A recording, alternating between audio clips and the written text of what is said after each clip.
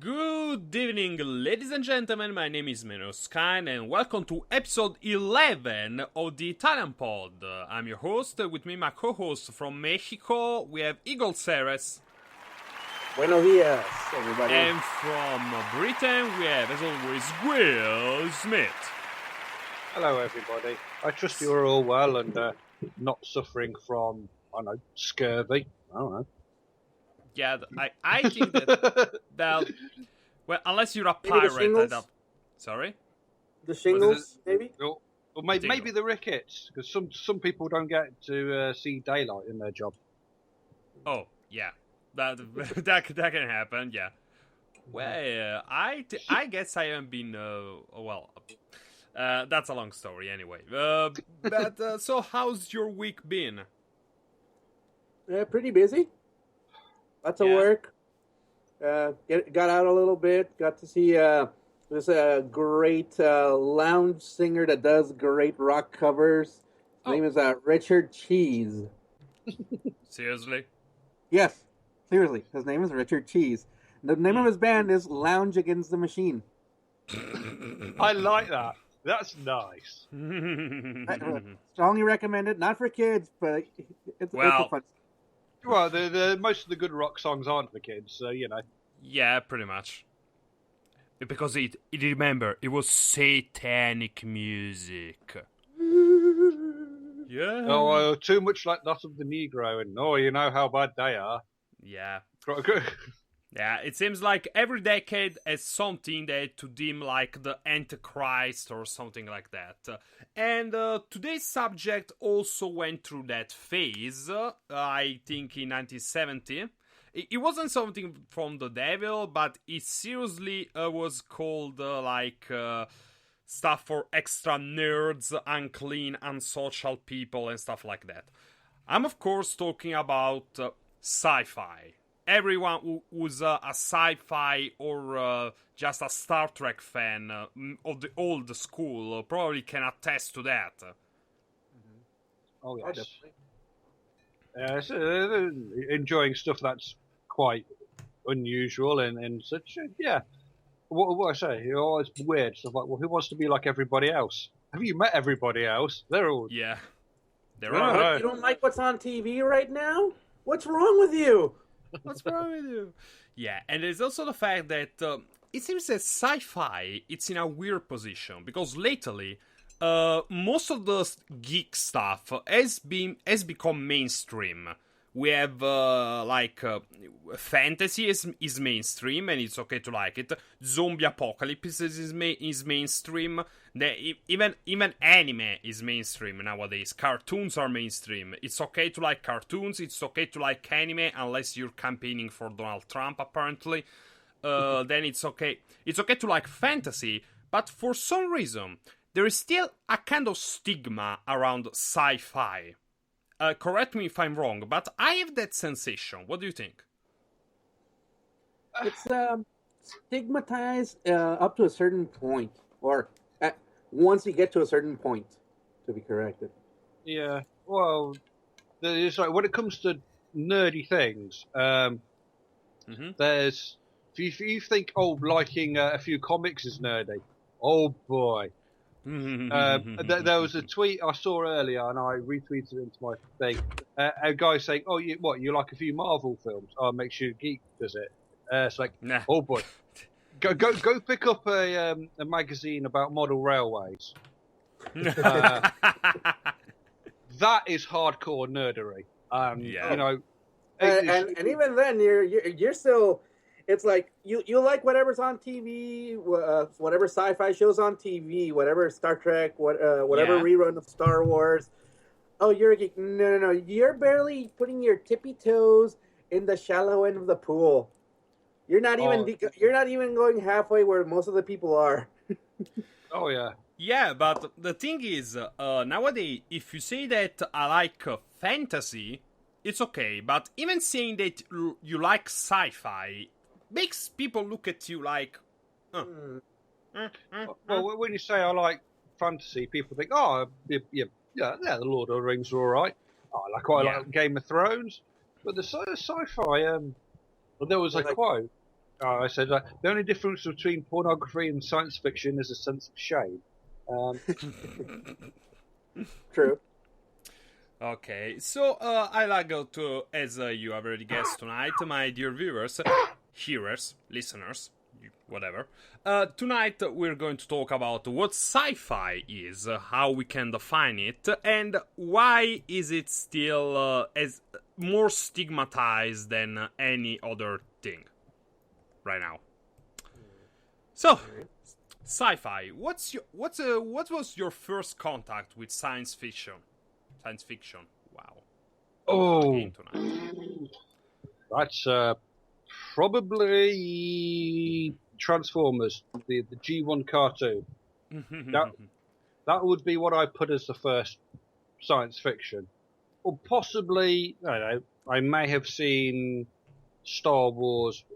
No, we're talking 83, 85. So, yeah, probably in Transformers.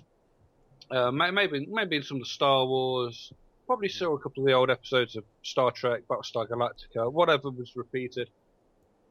You know, the old 70s stuff, not the 2000s stuff. the original series. For me, my first interest was sci-fi. I want to say Tron. Tron. Yep. The movie, like the original one, right? The original, the 1980s Tron movie. Ooh. Yeah, it didn't. I remember that it's now like kind of a cult movie, but I remember it didn't do that well, neither with critics or the box office. So why is that? Well, I want to say the example with Tron, I want to say it's because it actually was a niche movie. Mm-hmm. Back in the day, computers were for work, literally. Yeah, and you know, in some offices you didn't even have a computer.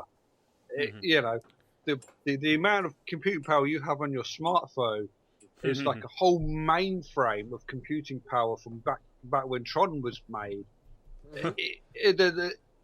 Your phone has enough brain power to calculate, a lunar mission.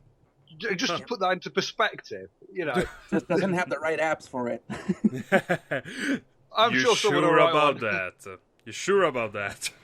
I mean, it doesn't have the right app installed at the moment. Yeah.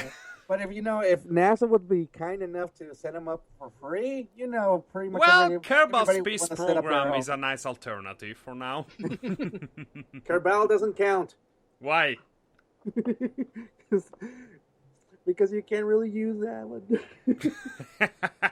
Yeah, it's like, let's just do these. Yeah, the mechanics of it are fine, but it's not quite the same thing as simulating your Apollo launch program. Yeah, I'm pretty sure SpaceX doesn't use Kerbal Space Program. Yeah, and most of the times with Kerbal, you pretty much simulate the Challenger instead of Apollo. So, yeah. Anyway, I want to say back then it became niche because. What? Getting into the computer? So what? A laser making you digital? What are you talking about? That's just nonsense. So it was a novelty even for sci-fi, because we're talking about the 70s, the 80s, I don't remember. 80s. Yeah. So it was a novelty even for sci-fi in general. Yeah. It was 1982, yeah. It was a novelty for most sci-fi people. They were like, "Oh, this is another aspect of the sci-fi we never paid attention to," because most of the time it's like robots and space, future, space. Yeah, pretty much. Cars. When you've not got to say if it's not got if it's not Captain Kirk or whoever or robot. Yeah, sci-fi. What's it got going for us? And then you scratch the surface of what the sci-fi genre is, and you realise there's so much that you haven't seen, and they haven't made as films or TV or like even bloody radio. There is just so many things out there. Many sci-fi and then you shows. realise liking Agents of S.H.I.E.L.D. doesn't make you a geek because you've never heard of Arthur C. Clarke, or you've only heard of a couple of Philip K. Dick novels. You're basically an entry-level geek, basically. You're entry-level. Yeah, so they need to get on our level. They need to get on a level. Yeah, but and that's the point. Okay, my first contact with sci-fi, I actually think it was an anime, because we didn't get. I mean, we got Star Trek here, but I was too young, and it was on certain channels that I didn't watch because like they were the adult channels when I grew up. Most of the stuff, cartoons they played on for kids didn't really have sci-fi elements, like not at all. I watched like Saint Seiya and Dragon Ball, the original series, and stuff like that. The very first show slash anime I watched that had sci-fi elements in it. It was, I don't remember if it was either Evangelion or Blue Submarine number 9. One of the two. Yeah, both have good, I will say Evangelion is a more detailed one you would notice and pay attention to more. Yeah. But Blue Subs 9, yeah, also pretty solid. Yeah. Well, I'd argue that Dragon Ball Z is a sci-fi retelling of Journey to the West, so... Well, it's more like not exactly sci-fi. It's more like it's got aliens. Yeah, but that's the thing. That's why it's so difficult to define what sci-fi is. Like what a sci-fi show is, because for certain Dragon Ball Z had sci-fi elements, but that's not really the focus. I know, because I tried to make a sci-fi fan fiction about it, where Bardock was resurrected out of his remains, but that didn't go really well with the fans, so, yeah. The thing is, for sci-fi to define it, you have to take apart the portmanteau that it is. It's science fiction, so, of course... It's going to be a story where it's not based on it's somewhat based on reality, but separated enough to say, okay, this is not real. Yeah. So there's that what's it called, Yeah, it's like it's a speculative. Like you have to set a certain rules. That are more mired in math and in science and computer stuff like that than magic, because there are universes with rules of magic, but sci-fi, those rules are mired in physics, in biology, stuff like that. They may be different from ours, but that's where the focus is. Yeah, it's kind of different. What separates science fiction from speculative fiction? No, science fiction is speculative fiction. But speculative fiction also includes things like alternate history, like The Man in the High Castle. Yeah. What separates it is it's speculative fiction in a way is a subgenre of science fiction, but science fiction likes to take the big leaps. I'd argue that it's kind of the opposite. Like it's like science fiction is like a subgenre of speculative fiction. I'd argue that. Because I'd argue that speculative fiction also involves fantasy, which cannot really be said it's a subgenre of science fiction, you know? Yeah, okay. I'll agree with you on this one. Yeah. Because it means we can move on to other bits of the topic. So it's convenient for me to agree. There we are. Okay. Returning science fiction. So, I'd say that on top of the rules of science, biology, the focus on this, there is also a focus on themes, on what the story explores. Most of the times when you have fantasy or you may call it science fantasy with things like Star Wars, I guess. Because there is space and aliens and blasters, but it's more about the fight between good and evils and prophecies and stuff like that. That it's more fantasy than science fiction. But while science fiction most explores some pretty deep and sometimes even dark and disturbing themes. Oh, yeah, things like what does it mean to be human? Yeah. Which is a prime example. Hypothetical scenario. Say I need a prosthetic leg. I'm still human. Prosthetic arm? Yes. At what point, when my body is replaced by prosthetics, do I stop being human? I mean, in a way, this does come back to an older genre, the ship of Theseus. Because he keeps wearing the ship of Theseus. Huh. It's a Greek tale, and it was a ship, and they start replacing bits of it, and then eventually you replace so much it stops being the ship. It stops being the original ship because it's all been rebuilt. They've replaced everything. So it's like, well, when it comes to the human, at what point do I stop being human when I've got prosthetic body parts? Which is an interesting question, and maybe that'll become a legal issue in the next 100 years. Yeah, like in that case, for example, goes in a show with the major goes, okay, like 90-something% of my body is replaced. The only thing I know is original is brain cells. You're like, what? Yeah, and it's also the fact that I think that there's a lot of stuff that science fiction predicted also, like the things scientists are now talking about, like Elon Musk and Hawkins and many others are now talking about the risks of the AI. But these are subjects that have been brokered by writers decades ago. Minos, I got an easier example for you. Go. Star Trek gave us a lot of the inventions that we're nowadays using. Like? The flip phone. Oh, yeah. The tablet. Yeah. The tablet PC. The only thing we're missing is transporters. Well, that's gonna be a few decades more, I guess. Yeah, well, to an extent, the replicator, which we have... To an extent, the 3D printer. Now, obviously, I can't put in a bit of mobile phone paste and 3D print me a whole mobile phone, which would be nice.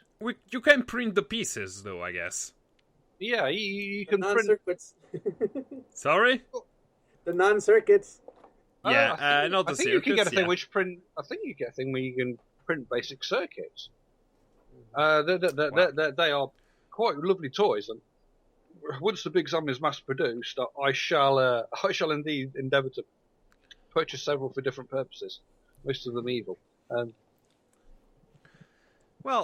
So anyway, yeah, so we agree that they focus on certain topics that are a bit more serious than most fantasy stuff.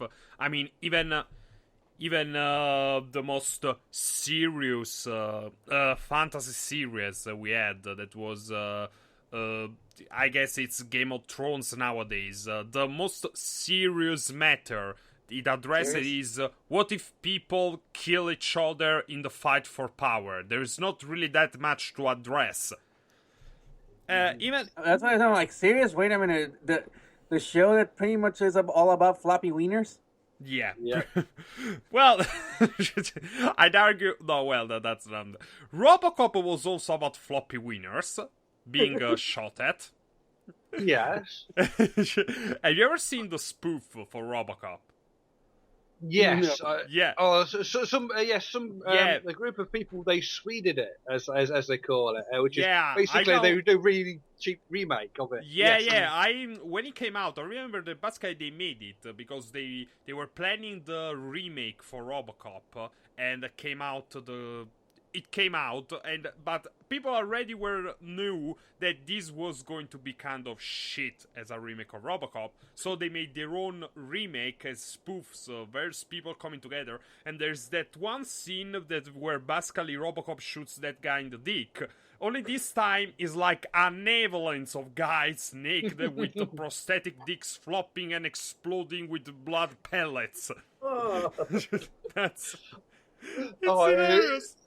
Yeah, it's like it's proving this like once you go too far, it stops being serious, and your brain goes, well, this is ridiculous, and you start laughing at it, which is what you did with some of the things in the original RoboCop, like the bit where Kenny gets shot and he gets shot to bits by the Air 209.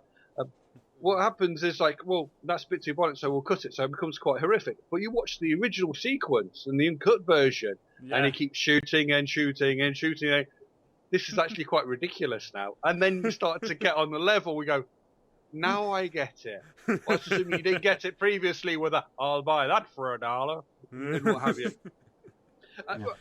But so RoboCop, the satire of the ultra-violence and the way the media boils everything down into sound bites and the privatization of central public services and corporate greed, it's like, these are brilliant.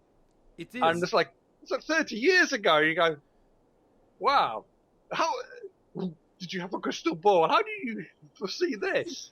Yeah, and that's I think that could help. What helped is that a lot of science fiction authors were actually also doctors, like in the hard sciences.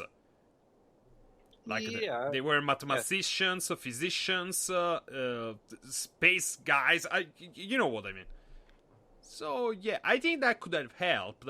But there are many people who were not like that. Their expertise dwelled in other stuff, but they still managed to make some questions before they actually became a concern in real life. I think that speaks of ungodly amounts of research. Well, research and actually making it's not just making an entertaining, fun explosion fest. Yeah. But actually making the viewer, the listener, or because remember, H.G. Wells, War of the Worlds, come on. Yeah. The reader, make them think, make them get out of that comfort zone and, okay, what's so good about this? What's so different about this? Why is this ringing with me? Yeah, so let's talk about this subject. What makes good sci-fi for you guys? What should be like? Let's see. What makes for good sci-fi? Of course, there has to be a focus on science. At least, it doesn't have to be like the driving force behind everything, but it has to be mired in science. A good example on that one, obviously, the Alien series. The one, the one I want to really point out is movie came out not so long ago. AI. Oh yeah. Wait, you mean the Spielberg one? Yeah, that's the one. Yeah.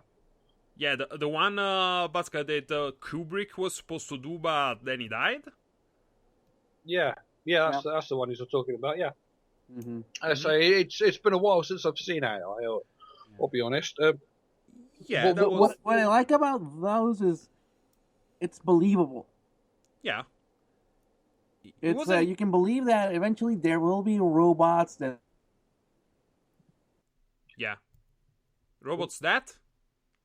We've had some kind of technical issue. Seems we have look so much like humans. Okay, Eagle, we couldn't hear like the first part of your sentence. Can you repeat that? You had some problems. Yeah. Can we try that one again? Huh? Okay, seems okay. Let's go on. So yeah, AI is a thing that maybe many people don't know, but is a posthumous project of Stanley Kubrick, which may be maybe the most important director of the last century. Yeah. I don't want to go.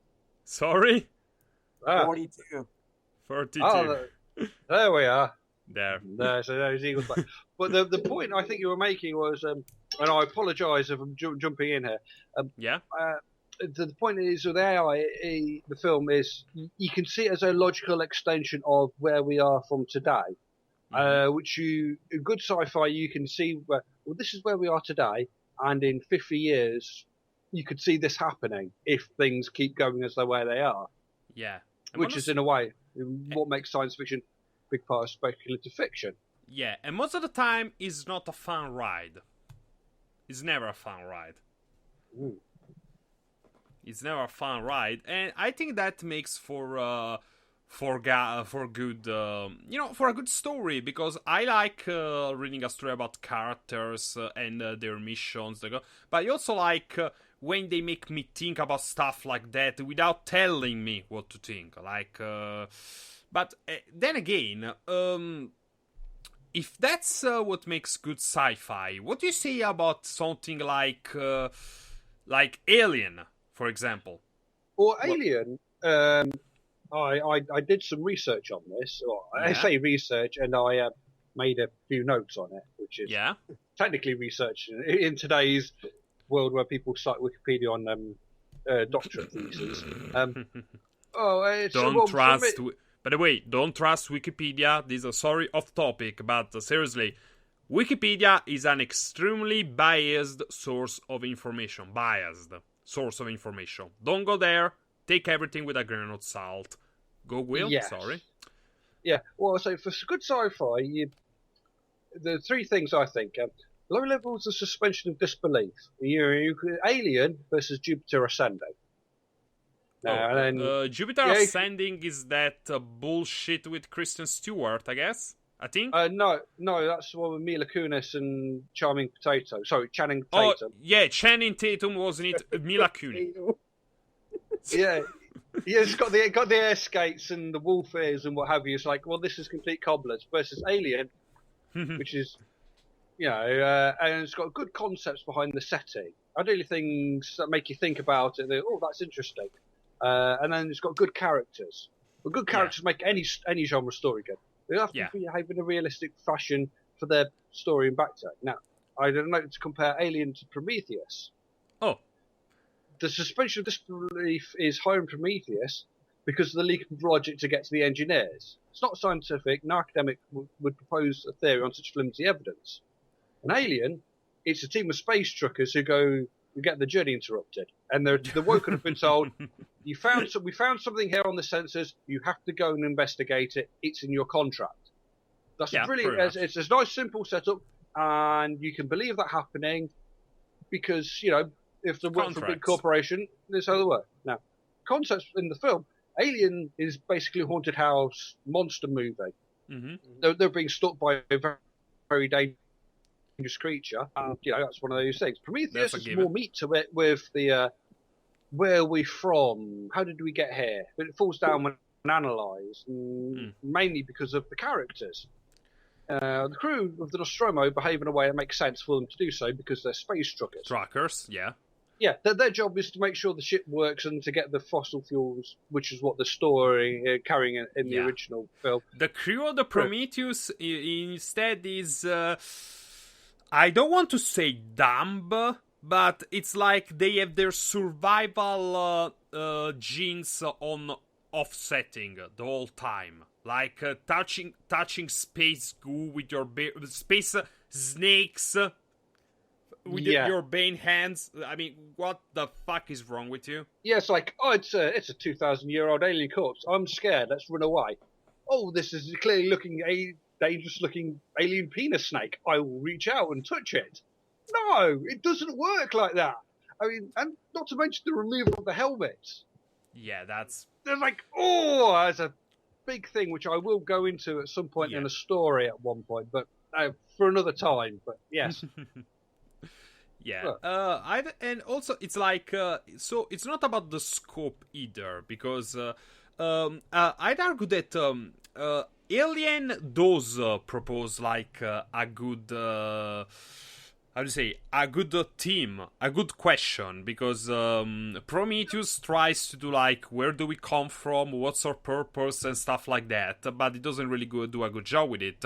Instead, Alien shows us a very good answer to the question. If there is life out there, what if it doesn't like us?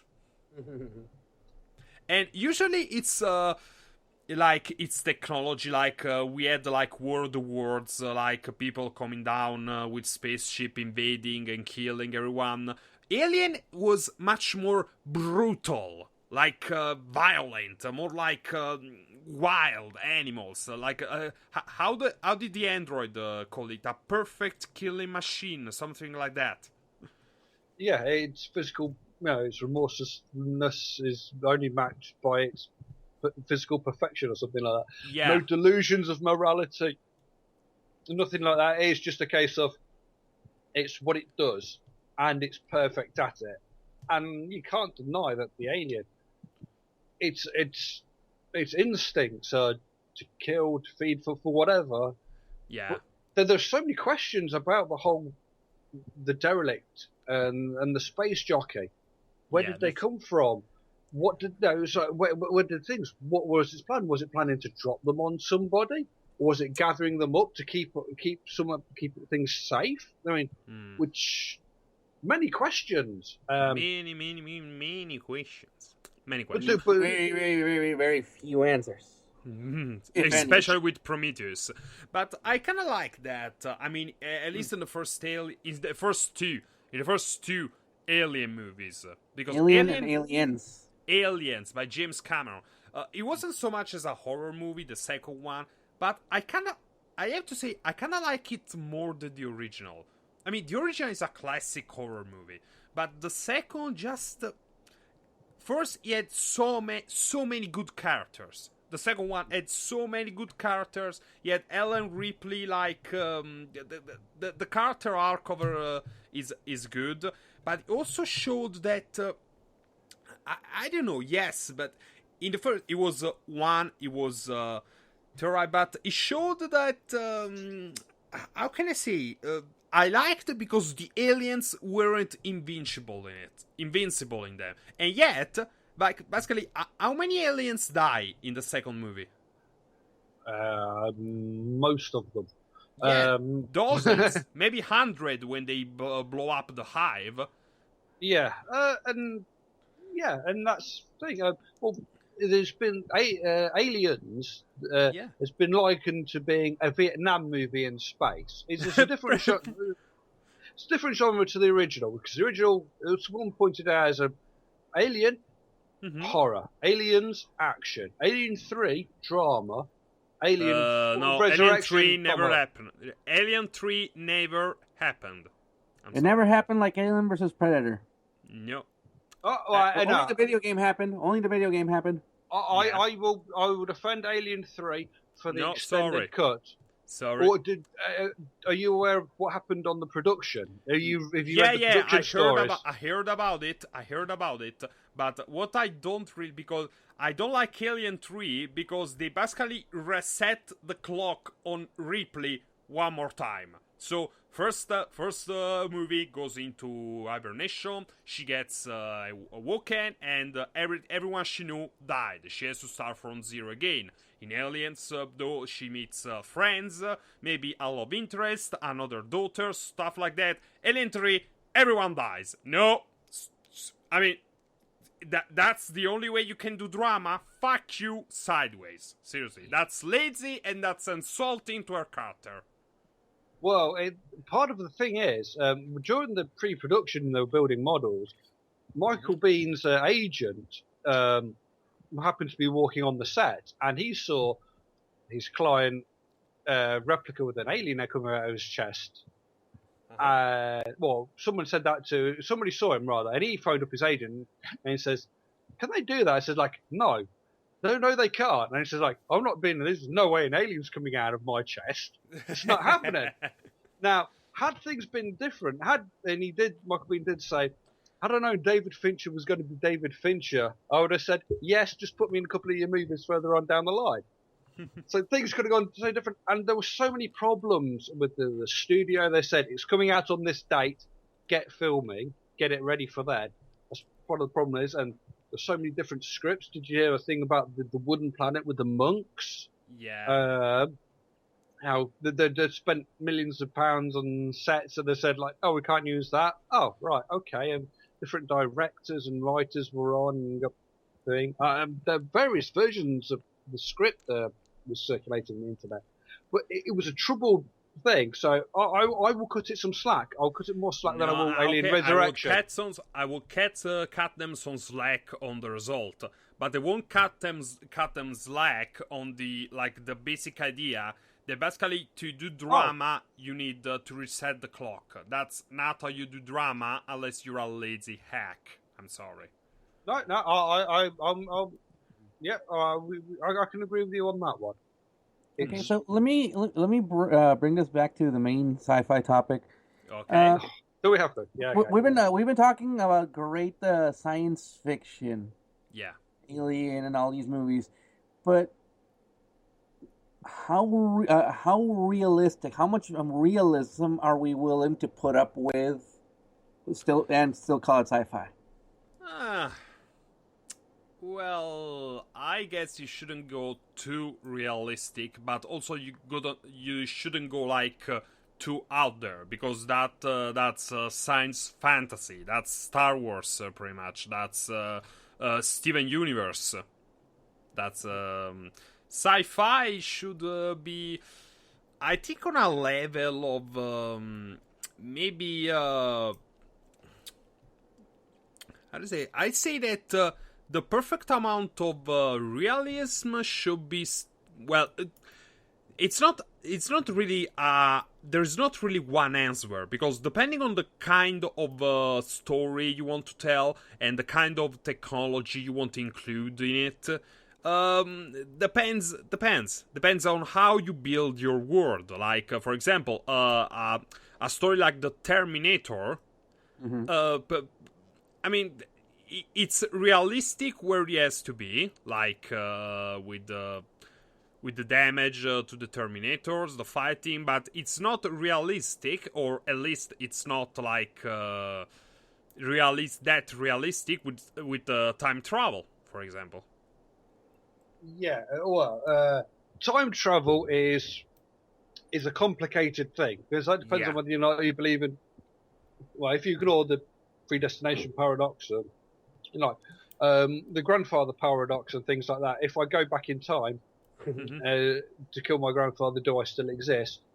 Depends on what. But then if I'm not going back in time to kill him, then I do exist. And these paradoxes, you have to have very consistent rules. If you're not careful, they get in the way of a good story. They need to be carved in stone, metaphorically, and such. You have to carve the rules in stone.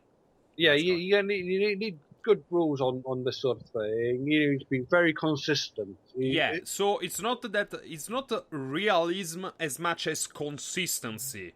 Basically, when you create a sci-fi world, you shouldn't really strive to be as real as possible. I tried that. Basically, I was trying to write basically a story where people have superior abilities, like superpowers, and I was trying to make it as realistic and nitty-gritty as possible. It kind of burned me out, because that was a chore. You should have as much realism. It's not as much realism, but consistency. You create the world, you set the rules, and then you respect them at every time. Yeah, like Star Trek not beaming through the shields. Yeah, exactly. To quote the great SF Debris, who you should all watch his video reviews, especially with Adblock off, because he's a great guy, and such. He says, like, I really don't care about the continuity so much. If a phaser comes out of a photon torpedo tube or whatever, he doesn't really care about that. Just be consistent with your bullshit. That's all it needs to be. If these are the rules, so okay, fair enough. Then that's what we'll make happen. Oh, the story doesn't allow for that. Well, then you've got to change the story. So you're either consistent with your rules, or you pull a fry and you become your own grandpa. Yeah. If my if that's my grandmother, who is my grandfather? You really don't get it. I can still remember like the scream. That's one of the most memorable cartoon moments ever. I can still remember the exact scream Fry does at the realization. Oh my god, that's good. That's good. Yeah, I say Futurama was brilliant. I mean, there were a few probably inconsistencies where things was a few animation errors or flubs or whatever, but it was reasonably consistent, and it made me laugh. You get away with more nonsense when it's comedy. When it's comedy. Yeah, comedy gets away with like Hitchhiker's Guide to the Galaxy. Oh yes. Oh my god! Like poetry can kill you. It's not that bad. It's not that bad. Yeah. Well, yeah. And I say the consistency. You could argue that Babylon 5 versus Star Trek TNG. Babylon 5. Okay. It's a more realistic future for humanity instead of many alien races because you still need to trade with each other and different things, and everyone's got their own agenda. And Star Trek may be more optimistic, but you know what? There are issues with it.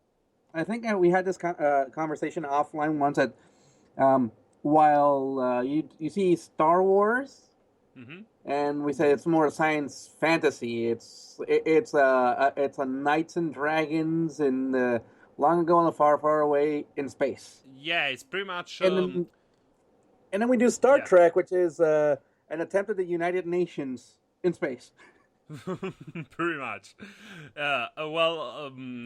I guess the United States in Star Trek are more effective than the ones on Earth, though. Like, pretty much. A little. Yeah. Can you imagine? I mean, can you imagine Star Trek had something like Space ISIS? Well, you could argue they had. Well, yeah, with the McKee. Yeah. Well, they weren't trying to take over all parts of the thing, but there were so many inconsistencies with Chakotay. You say look. So you're just inconsistent. There's just you ground rules for the aesthetics, like my people didn't really care about property and things. But you're fighting for the Marquis again, fighting for your home against the Kardashians because you're on the wrong side of the border after a treaty change. It's like, and how the hell did he teach tactics at the academy? Oh, for fuck's sake! Most of these people are absolute retards. They're borderline functioning adults. Bloody hell. You get more like getting the Autism of 4chan to run your spaceship properly. Birds! That's gonna hurt. You were saying about the Deep Space Nine, though. Why exactly that series? It was realistic to an extent where explains the... No, because the Federation basically abandoned currency-based economics because it's a post-scarcity civilization where people don't have to worry about getting enough to eat, clothing, heating, anything like that. If you want to go and spend your time painting pictures of cats, you can do that. You better be the damn best cat picture painter ever in the universe. Well, actually, that doesn't really matter because there's plenty of food. So you just turn up, you go to your Replomat and you're just like, I'll have tacos today, please, and what have you, and things like that. Or and those tacos are proper. They taste great and they're healthy for you too. Yeah, pretty much. And then you got all your healthcare and everything all provided for, but when you actually we need some, but without incentive-based economics, currency-based that we have today, why should I clean the toilets? I ain't getting paid to mine dilithium or what have you. So this shit's dangerous. It's unpleasant. Build your own pylons. Yeah. you need additional pylons. Yeah, fuck off, you think I'm doing that. Whereas, Korg and the Ferengi realise, I've got things that you want. Give me, what were you going to give me in exchange for it? Because and that's when they started bringing in gold press platinum and it's basically various other things. Because even Bajor's still using the currency, and they were about to join the Federation. So they're like, oh god, we've got to give all this up. And what do you do? Well, hypotheticals. Your civilization has got warp drive, it's currency-based economics, whatever. You go to join the Federation. What does that mean? It means you've got to give up your money and everything. Well, what if I'm owed £500,000 from the guy down the road for work I've done on his spaceship? You abandon currency-based economics, I'm out of the pocket. He's all up for it because he saved 500,000 credits or whatever, and these things aren't so good. And Quark also knew what the holodecks are for. We're not talking just about skiing in the Alps. Oh, so you're reading a copy of Vulcan Love Slave? Cue the Space Barry White music. Oh yeah, it's for space porn. It's for porn. Well, my rule is if it's good enough for Captain Kirk, it is good enough for me. Oh yeah, but alien sex is danger sex. Well, yeah. Also, I read. By the way, kind of off topic, but this I think a topic that I would really like to see explored in some sci-fi, in something. Basically, one thing that I learned from an animated short on HDHD on YouTube is that like humans, are the most well-endowed primates. Because during our evolutive scale, basically females chose their partners before everything, like also because of safety, but they also chose them in because of the size of their genitals, and that's why humans are the most well-endowed primates. But basically, we're the dominant species of our planet. Imagine if no other species in the universe had that kind of evolutive, step. Like, okay, so we evolved based on the size of our penises. So, okay. I can see that as a realistic, because we all. The downside of Star Trek is it does seem to have somewhat convergent evolution. Yeah, this is the best. Well, regardless, say even in Mass Effect, opposable species without opposable thumbs struggles, like the Hanar compared to the Turians or even the Drow. I mean, had the Drow had been able to get their act together sooner, they would have been a much bigger force than perhaps even the Hanar. Probably. But yeah, it's like, certain things work. Like opposable thumbs are brilliant because you can grab all sorts of tools of those and what have you. But yeah, the evolutionary pressures to gain certain things, like passing on the genes for big penises or what have you. And basically, I like to see this, like the alien species coming in contact with us and finding out that we evolved around that, and basically that humans, no matter if they're males or women, are the best species in the universe at sex. Once you go Terran, you never go back, baby. Well, you not notice that Sarek always had human brides? Yeah, I know. Well, Earth girls are easy, as they say, so. Also, they're good, I guess. Teddy all day, every day. Teddy all day, every day. I don't know. I think that because that could be humorous, but at the same time, it could also be. Imagine, like, humans are discovered. They're discovered to be the best lovers in the universe, but also, except for that, everyone else is above us in everything else. martial prowess, weapons, technology, and not all the species may be, well-intentioned. Oh God. Yeah. It's like those bloody gore novels. Well, not really gore, but slave trade or novelty items, or oh yeah, yeah, that's going to be how that works out for us, isn't it? I could see that getting quite upsetting quite a number of people because of various reasons, but yeah, and I think that's what sci-fi is supposed to do, isn't it? Well, if it's not upsetting, it's like satire. If you're not upsetting somebody, you're doing it wrong. Exactly. And speaking of upsetting, I think, okay, so we talked space travel, we touched upon time travel, but there is a subsection of sci-fi that's pretty popular nowadays, the post-apocalyptic one. The post-apocalyptic setting. It's not a new one, but right now it's quite popular, I guess. Yeah, the thing with the post-apocalyptic setup is how far in the future, how well developed. Is it an apocalypse soon, or is it an apocalypse after the peak of in this case humanity, technology, and how far removed from that previous civilization does it start back up? Yeah, and also there is a thing that basically post-apocalyptic shows, movies, animes, whatever.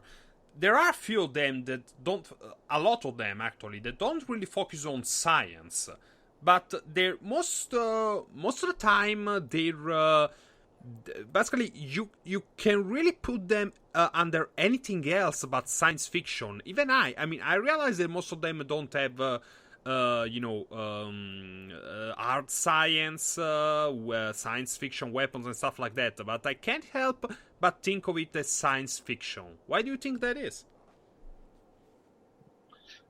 No other genre, if that is the correct phrase, it has the apocalypse so often. I mean, even with your Left Behind novels, they are it's religious sci-fi, but the one they made a movie out of?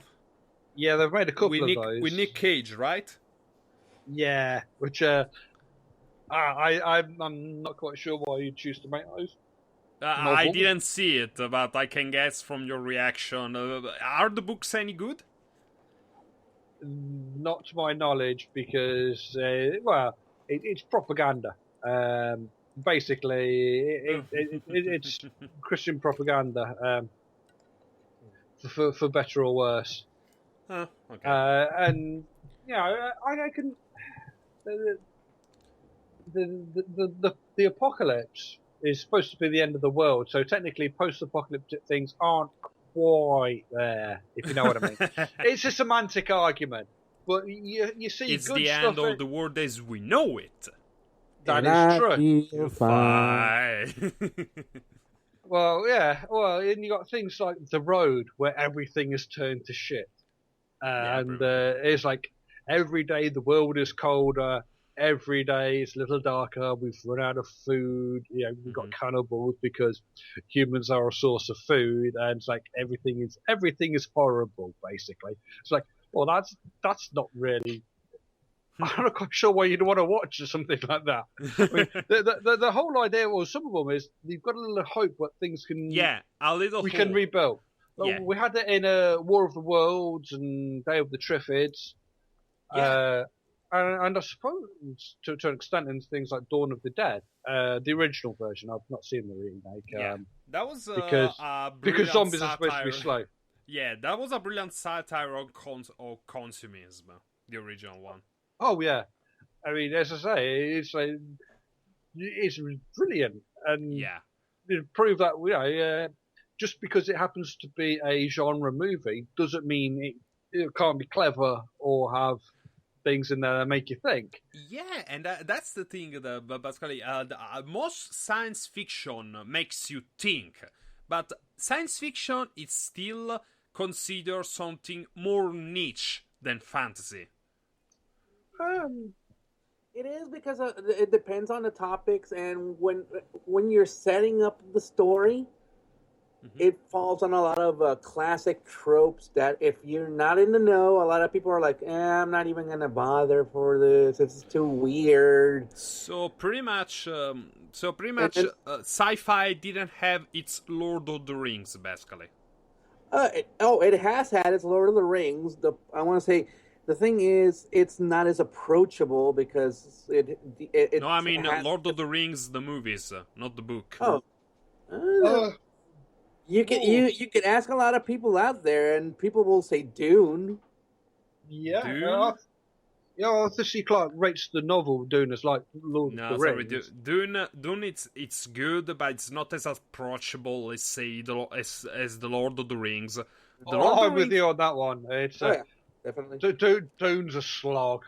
It's a slog, and that's the thing. I mean, the problem is that a lot of people, I think. Maybe it's one of the weaknesses of sci-fi is that science dictates it's like it dictates and prevents a lot of people from approaching it. Even if it's technical mambo jumbo, it just speaks, whoa, this thing is like, it's too much for me. And I don't know. Too long, didn't read. Yeah. Well, especially when you got concepts that are often quite literally alien to us. It's like, you can travel faster than light, right? Wait, okay, well, you accept that, and these are alien on this planet, and they have weird things, and if people assume they know what's going on, and it's like, well, they don't really, and there's no connect for the audience. That's why I have to get the fish out of water for it works, because explain things to the character on the screen so the audience can hear you, as it were. Well, for your high fantasy or high science, science fantasy things like that, it can be difficult. But certain science fiction is pretty easy to get into. Some things are, so I'd argue Patlabor. It's got it's got giant robots that are used for construction. Some criminals thought we can use these for crime. How do we stop them? Let's give them to the police. And the Patlabor is born. And you can't fault the logic. Nope. And it's a brilliant series, and it's a brilliant movie. I think that's Japan doesn't have that problem. Japan doesn't have that problem with sci-fi. There are a lot of good sci-fi books and movies and animes in Japan. It's more mainstream. It's more mainstream, and the thing is that they cross over with other genres. A lot. Right now, I'm actually watching Utawareru Mono. Jotsu's Song Will Be Sung. And it starts off as a guy in a different world where people are kind of furry. And then it then becomes something of a political drama. And then, out of nowhere, sci-fi. Out of nowhere, big robots.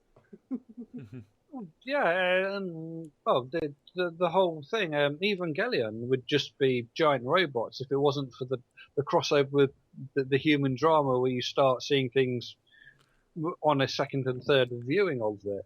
Yeah. Yeah.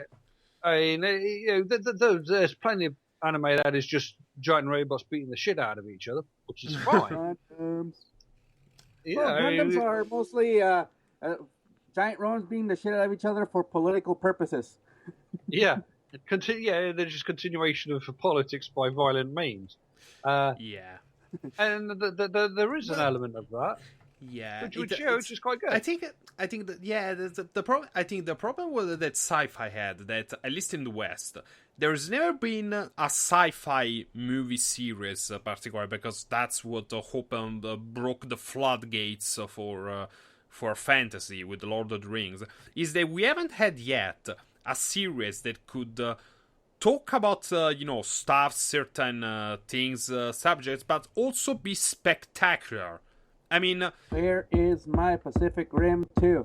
Yeah, but spectacular. I mean, when I say spectacular, I imagine like, have you ever you've seen Legend of the Galactic Heroes, right? Oh my god! Yeah. Imagine those kind of battles. That's scale. Because we had massive scale battles in fantasy, but we never seen massive scale battles in sci-fi. I mean, Star Wars doesn't even compare to some of the stuff that you see in Legend of the Galactic Heroes.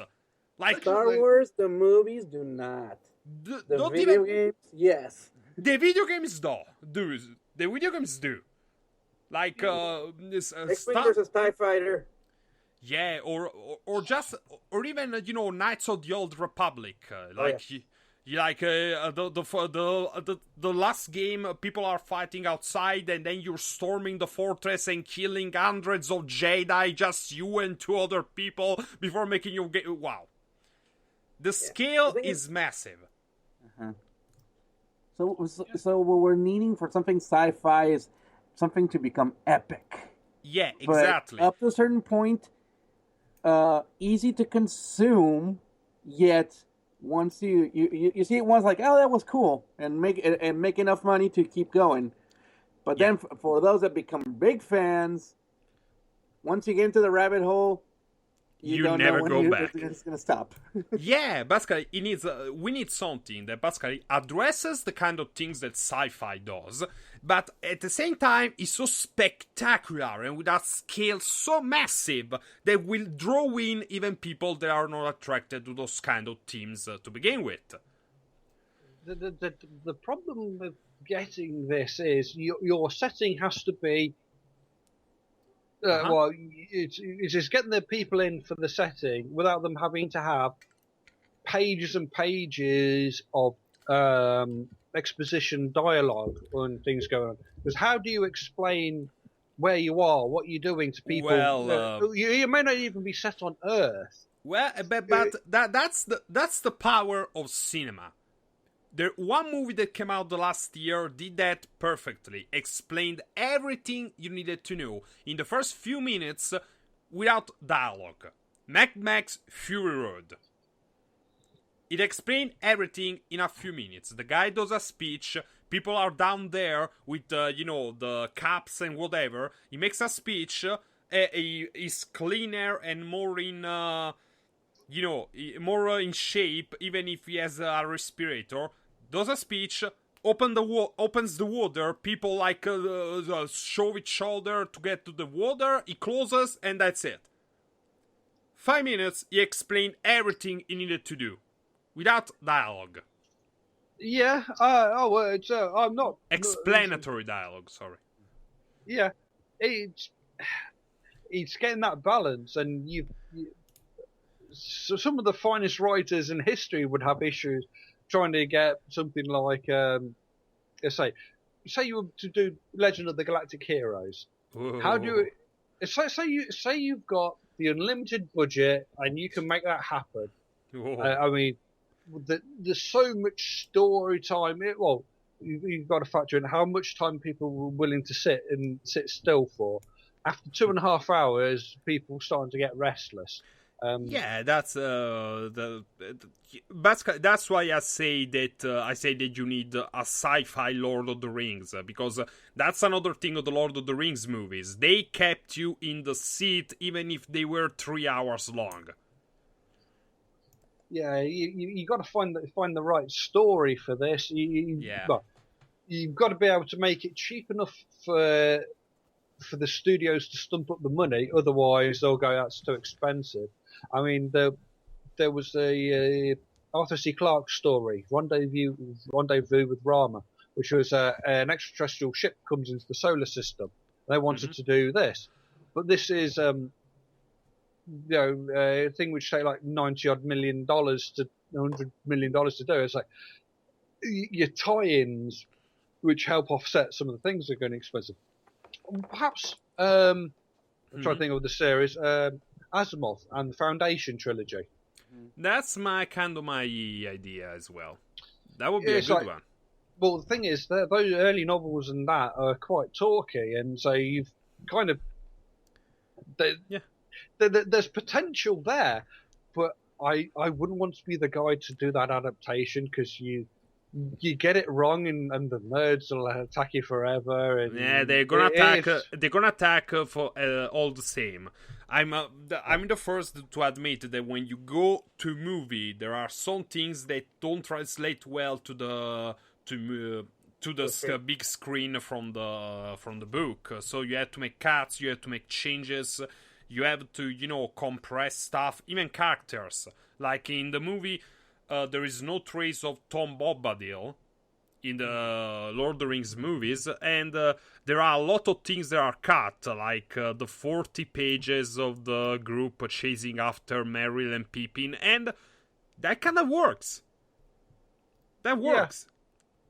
Yeah. And then there are things that are in books that you don't really need to see. Yeah, exactly. If anything, I think the Lord of the Rings movies made a better story than the Lord of the Rings books. I can already feel someone beating down my door right now. Okay, so Lord of the Rings movies worked because it was a good condensation of of those three books, a good adaptation, and if you're really that into it, and and as a new person to the fandom, you're like, okay, now I want to read the source. Mm-hmm.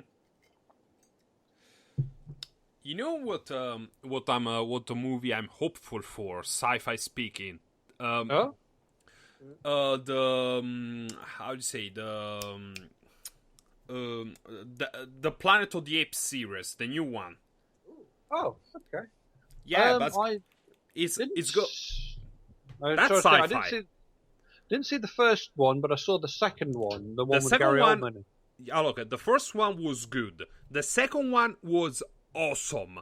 The third one, it's going to be war between ape and man. So that could be a good chance to But the problem is that most people, even marketers and directors, writers, they don't really use the word sci-fi. Have you noticed? They don't because they never use it. Because there's elements of it that do not conform to typical sci-fi. Because when people think sci-fi, they think hard science, like we've been talking about Star Wars, Star Trek. I kind of want to bring into reference for us tabletop fans, Warhammer 40K to be exact. I never got the appeal of that. It's having an army. It enables you to indulge in your conqueror fantasies, and have an army and to stomp on people, and you work out rage, or if you like modelling and painting, then that's fine too. Which I'm not very good at because I poor motor control and I'm colour vision deficient. Seems too meme to me. I mean, even the name Warhammer 40,000. It's like, it's the year 40,000. Earth's colonized stuff, and there's aliens out there. Praise the Emperor. Yeah, it's It can get pretty grimderp. I won't lie to you. Very grimderp. I mean, there are parts of it that, parts of it can be quite amusing. Usually with the orcs, quite frankly, because the orcs stuff, it either works or it doesn't, and if you believe it works, there's a good chance of it working. And painted red. Red ones go faster. Oh, we're unlucky, so we paint ourselves blue because blue brings you good luck. Some of the things they do is like in a real army, you would pull your hair out, and some things are the borderline retarded. But it's the chaotic nature of the orcs that makes them so funny. I mean, funny. That's the problem. There's not enough fun moments in 40k. I think that's maybe why I stopped having play with it. That's the feeling I got the as rules. Well. That the rules changes. Yeah, that's the feeling I get. I never go for things that are only that all the time, never taking a break, like Game of Thrones, Warhammer, and As you said, it needs a little bit of hope, you know. Yeah, a bit of hope, bit of lightness. Oh, I did even start working on a tournament style game where you had it's basically gladiatorial combat. Only it's all orc stuff, so shit constantly falling apart on you. Think, I have you now. Oh god, my weapon's just exploded on me. Things like that. It's like I'm buggered. Oh, his leg's just fallen off. Get in, survive, things like that, and you do all sorts of random crazy things where I think, oh, something's happened, so all your weapons have +1 strength or whatever, so your weapon's brilliant for this next round of matches, or it's gone horribly wrong, all your weapons are shit this turn.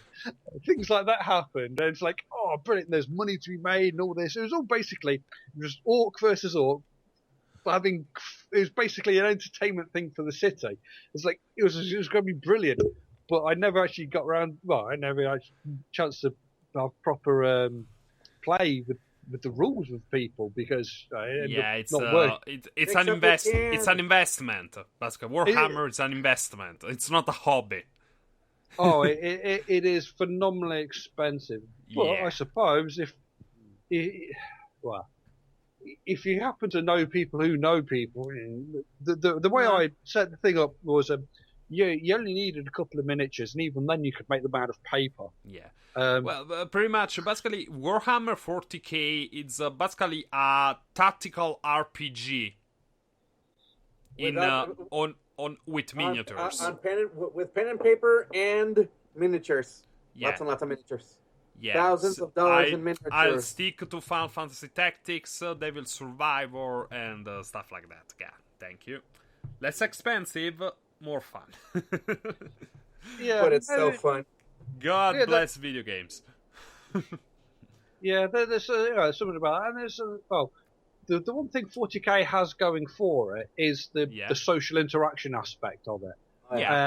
And there'll always be a degree of trash talking when you're playing with your friends. They're unlikely to go too far when you can just walk around the table and lamp them for saying something they shouldn't have. It's like, perhaps I should not. So let's not say that. And then, okay.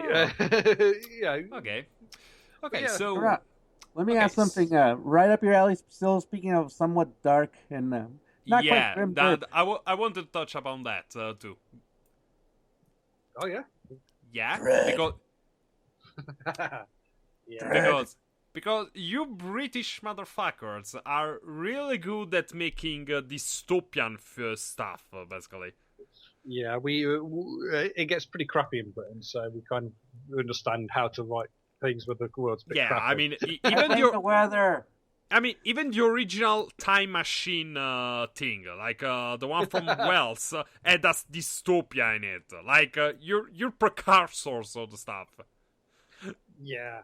Then, of course, you got Orwell. Yes. Yes, with our wonderful 1984, and then J.G. Ballard with High Rise, which the film version is coming out later this year. Directed by Ben Wheatley, who's done some very good films, and starring Tom Hiddleston. If you like Tom Hiddleston, and I'm sure it's good. It's good. Tom Hiddleston is good. Yeah. He's usually good, and he's quite popular with the ladies. They seem to quite because Lucky.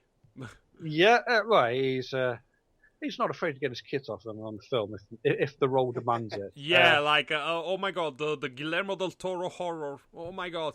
You can see his butt naked. Crimson Peak.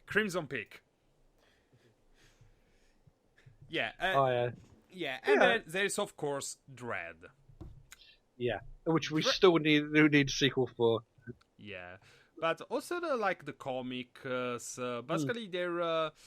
I think the US should really need to read that because the way their police is changing, they need a cautionary tale, I guess. Yeah, Mega City 1 is basically the Eastern Seaboard. And it's basically the majority of the Eastern Seaboard because there's like 100 million people living there, and and well, you can sort of see how Dredd's a complicated character and it's a complicated series. Because the one point you think he's brilliant, he's a great hero, he'll do something quite bad because he's a fascist in some respects. He was a reaction to Margaret Thatcher and what was seen as a right-wing Britain, how in fascism, you can see how it could be thing. But then you see, oh, he's absolute bastard, and then suddenly he'll do something good, and just go, wait, is he a good guy or a bad guy? It's like, well, he's a protagonist, anti-hero perhaps, but judge, jury, and executioner, and quite literally, he's a brilliant character, and there's. You can see how the world requires exploring the stories. Like there's a Judge Dredd miniatures game. Which like where you decide, do you want to be robot gang or there's the sentient apes, there's the standard people who are in thing. It's a Judge Dredd block war, or you could be a team of judges going around. It's like these are quite awesome. Yeah, I can't remember. You're not Sylvester Stallone, I guess. There's a He apparently he said, it came out in the uniform and nobody was laughing, so that was what I realised was the first problem. It's like, no, because the whole did you not read the original comics? Did you not do the research? I mean, some of the people are saying that Dredd should be a series now, like on Netflix or HBO or something, and I cannot disagree with. Yeah, HBO does good stuff, I have to say. I mean, I not really. Game of Thrones is HBO, right? Yes. Yeah, I'm not really a fan of Game of Thrones, but I saw what they did with the network, with the Goodman, and wow. I love that series. They have made so many good series. I think I trust them. Yeah, I trust them with that. Sopranos, The Wire, Boardwalk Empire. Mm-hmm. There's, Rome. So that they can do the gritty show, and it's just So yeah, it needs it. But say the Netflix shows generally rated R. Which are quite good. I mean, they're the House of Cards is all right. Yeah, but I think that their Netflix is also falling down the sequelitis syndrome because now they want to make like a season 4, but everything in House of Cards made it look like season 3 was going to be the last because narratively it made sense. But now, if they want to drag it out forever and ever, well, they've been at season 5 for better or worse. But yeah, but still, Orange is the New Black. That's quite popular. That is quite highly rated. Jessica Jones and Daredevil are quite highly rated. So they could do it justice. I suppose Showtime could. Well, I hate to be a nag, but there is a difference between highly rated, highly popular, and actually good. Yeah. Sorry. I have to be a nag because wow. So many stuff that was still it was both highly rated and highly popular, but was a piece of crap. We see that more often in video games nowadays, but it also happens in TV and movies. Yeah, well, The Walking Dead, for example, which ties us back into post-apocalyptic, or you could argue dystopian things, where it gets a bit. It started off good, and then it's sort of a few changes, and now it's not so good. Yeah, not so good. It also, again, there is no hope. It drags out way too fucking much. Should just end already. Like the series, even the comic book series. Kirkman is good. He's a very good comic book writer. I love his Invincible series. And I love The Walking Dead until, number 100, where they killed off basically a very major, very popular character. And then I realized, okay, if this guy wants to keep doing this series, he's gonna have to keep doing stuff like that, and I'm already sick of it because it's become boring. This is just shock value, nothing else. Yeah, the character death can be a thorny issue. Because one of my favourite films has the issue with a major character dying in the first one, but then it's like they bring the same actor back. We realise, it's his twin brother. It's like there's no hint of this before, but then you realise it's a Hong Kong action movie. So I do love the Better Tomorrow movies, and you do need to see them if you've not. I don't. The thing is, it's not that I say that characters shouldn't die, but I think that still they shouldn't die all the time. Again, you need a sliver of hope in everything, because otherwise there is really no point in watching. And at the same time, they need to serve a purpose. So the thing is, a lot of people, when they hear like The Walking Dead and Game of Thrones, it's realistic because he died without accomplishing anything. He died badly, miserably, and that died cruelty. Okay, first, that's not really the case anymore, because a lot of stuff that's happening in Game of Thrones nowadays is just for shock value. Like, it doesn't serve any purpose. Not even. But the thing is, the fact that it's already started to diverge from the novel. You need to bring it back to. Yeah, it serves no purpose other than shock value, and a lot.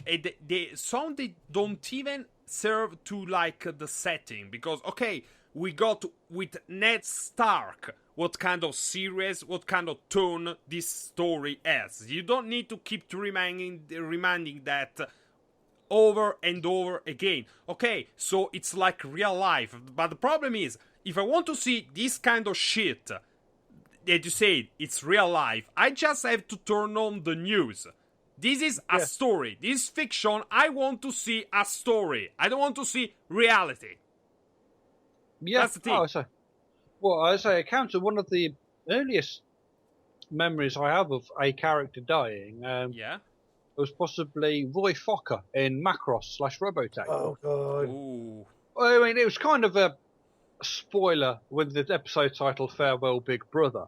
like pineapple salad. I was like, but it wasn't the only named character to die. I mean, there was another pilot who was a bit of a hot shot. I thought it was a bit of a hot shot. He was assigned to Hikaru or Rick, or so depending on which version you want to go with. Yeah. Yes. And it's like, he's not the guy who thought he was good versus Max Sterling. I mean, or Max Genius. It's like, the guy there's a slight difference in skill. But character death. It's unrealistic to expect everyone to come out of that alive and unharmed. I mean, we saw that with the A-Team. Yeah, but the thing is, then there is also unrealistic to expect us to keep, accepting that all these people die. Like, you go the other way. Oh, wow. So this, because reality is not that dark either. Like, you say like, people... this is dark because it's realistic. No, it's not, because people sometimes are actually decent and they do shit even if they know it's a bad idea to save they put their why the fuck would you burn your own daughter at the stake? Yeah. That's not in the books. That's not. Yeah, it's smart people make bad decisions all the time. But all of the time, it's like that's what gets me, because it's not realistic anymore when there is not even a sliver of hope. Because it's not realistic for people to always take the worst possible moral, ethical decision, or always die the worst way. I mean, wow. Real life doesn't work like that.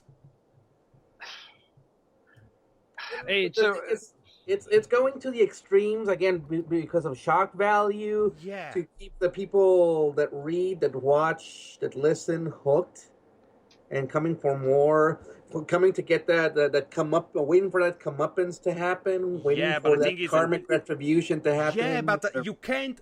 You need to like have it in pieces. You can't like all have the karmic retribution at the end. Like sprinkle it a bit all over. Make it satisfying. I can't just wait for like for a series that's not even going to be completed. Don't kid yourself. Don't kid yourself. Game of Thrones is never going to be complete. Yeah. Never. Never. Don't kid yourselves. It's hard to know what the how well. Apparently, George R.R. Martin has told the writers of the show, or the producers of the show, I should say, how he intends to end the book series. So whether or not he'll see it, or whether or not he'll get into some kind of frothing rage, like with the next iteration of the Sad Puppies or whatever, he'll get so worked up he keels over it. I don't know. Wow. Whatever. Anyway, if you want to see like that kind of story done right, go read Berserk. That's the right way to do that kind of story. Not Game of Thrones. Not Game of Thrones. Yeah. Bringing it back to sci-fi, and thank you for bringing the topic up, Raw, with Macross, Robotech. Yeah. And that's still I want to say because I'm a big time Robotech Macross fan, and I find it funny because it's one of those series that cross over into so many genres also, not just science fiction, but military that has a little bit of slice of life at some moments. Yeah. One topic that has pretty much permeated all the Macross is music. Wow. Yeah. How music and culture affect. In this case, the aliens as in Trotty, or that's I always love music, and that's a really good subject. That's a really good theme. Yeah, and I bring it to this because it's a topic that a lot of sci-fi, both Western and Eastern, tend to address. It's like when you're talking about aliens, is if they're humanoid and they're able to communicate, that bridge in the cultures.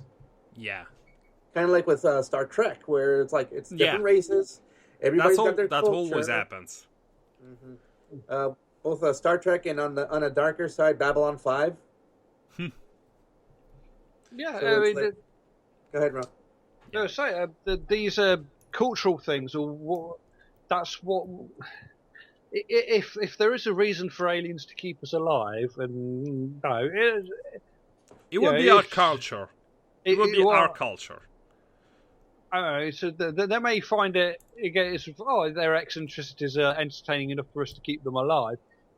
Which fair point if that is the case. At least the anime. If they see anime, whoa! Don't kill those guys. I need someone to explain this shit right here. What the hell?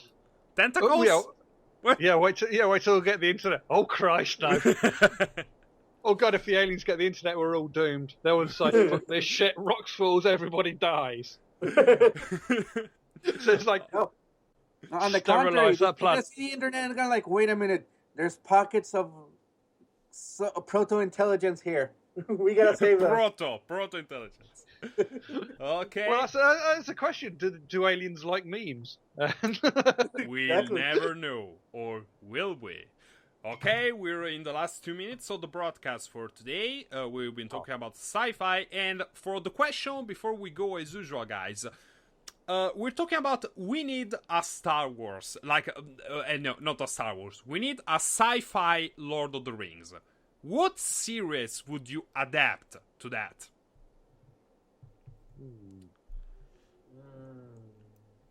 That's possibly. I'm thinking.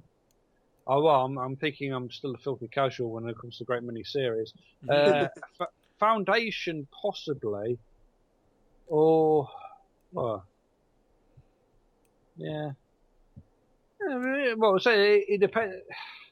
It depends on what aspects of the Lord of the Rings thing you want to get, because whilst we don't see that many fantasy movies being released every year, which that's a great idea for next week's topic. We'll discuss fantasy. Well, if you want to, I'd say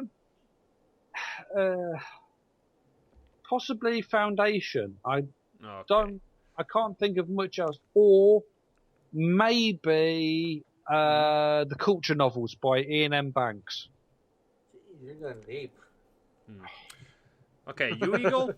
You Eagle. Me, I'm still waiting for people to pony up the dough and give me my goddamn mother effing giant kick-ass robots from Pacific Rim 2.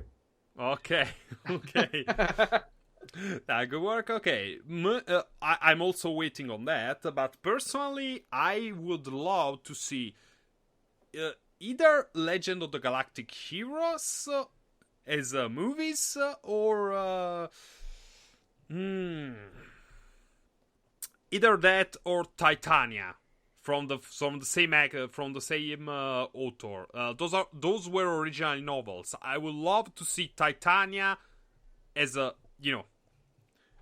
I mean, basically a lot of space opera animes would qualify. I mean, most of that shit is awesome. But I guess Legend of the Galactic Heroes will have to do. And cry manly tears at the beautiful music. Which though it's not quite as beautiful as that for Giant Robot. Yeah, but you have to admit though that could save a lot of money, because most of the Legend of the Galactic Heroes music is public domain. Yeah. Well, actually, why not? Giant Robot. Actually, that's another option. That could work, because you've got a conspiracy. You've got the chance to make the world better. Has it gone right? Has it gone wrong? Mm-hmm. I'd watch a big screen version of a Giant Robot. I'm not quite, because that could be absolutely beautiful. That could bring everybody brilliant. In, and because it's got all the things on there. Because you've got Big Fire being the wonderful conspiracy, which brings conspiracy nuts in. See, told you there's a cabal running the world and all this, and it's got giant robots having mass destruction in there, and beautiful music, and why not? And Ginray. Oh, Ginray. That's all I'll say on that matter. Oh, well. Anyway, thanks for joining us. As always, thanks to my co-hosts, Eagle Ceres. Hasta luego. And Will Smith. Turtle Pip. I'm Menosky, and this has been episode 11 of the Town Pod. We'll see you not next Sunday, because I need to study for an exam, but in 2 weeks. Bye-bye. Bye-bye. Yeah.